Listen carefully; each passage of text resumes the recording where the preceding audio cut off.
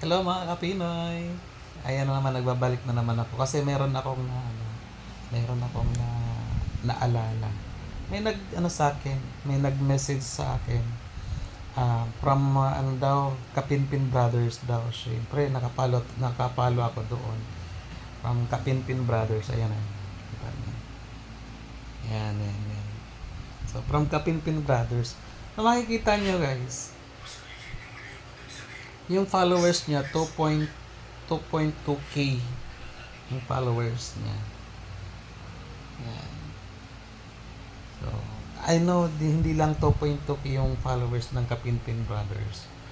So, yung pinapollow niya is 3.2k. Diba? So, nag-message siya sa akin. Sabi niya sa akin, ito. Sabi niya, dahil supportive followers ko po kayo, ma'am, sir, bibigyan ka namin ng pangpuhunan. Meron akong pa-challenge sa inyo.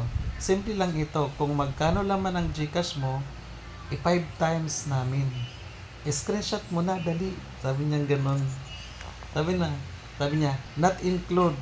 Sabi niya, no need GCash OTP, iwas scams. Sabi niya gano'n. Tapos, no need to register any online money game. Diba? Tapos sabi niya, fill up GCash number, name, address, age, birthday. Sabi niya, BDO to GCash sa yung yung transaction. Sabi niya, follow ang share.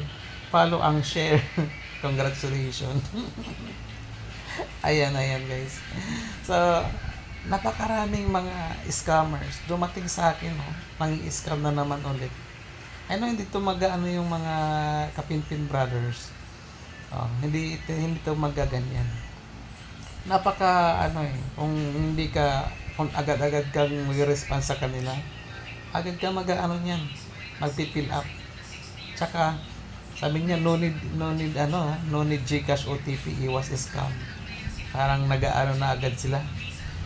Diba? Naguhugas kamay na agad. So, hindi naman, huwag tayong padadaya, huwag tayong paloloko sa mga ganito, mga Kapinoy. Kasi maraming nang-scam ngayon. So, yun lang ang gusto kong ibahagi sa inyo, na huwag tayong magpaloko dyan sa mga nang-scammer na yan. Na sasabihin, i-fill up mo lang, ganyan. Lalo na yung manghihingi ng load ng wag